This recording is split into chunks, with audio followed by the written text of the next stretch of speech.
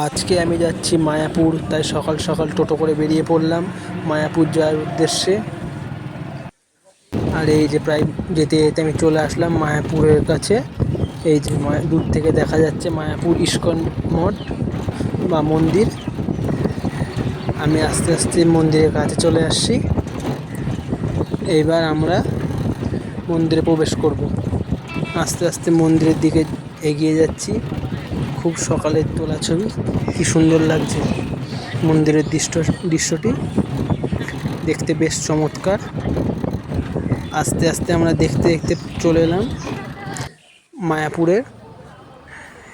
এবার আমরা ভেতরে প্রবেশ করছি। এই যে ভেতরে প্রবেশ করলাম। এইবার ভেতরে প্রবেশ করার পর আমরা দেখে নিচ্ছি আমাদের থাকার জায়গাটা, তো সেইটা একটু ছবি তুলে দেখালাম। আমরা নামহট্ট ভবনে এবার ঢুকছি। এইবার আমাদের সিঁড়ি দিয়েছে ওপরে, তো আমরা সেটা খুঁজে নেব।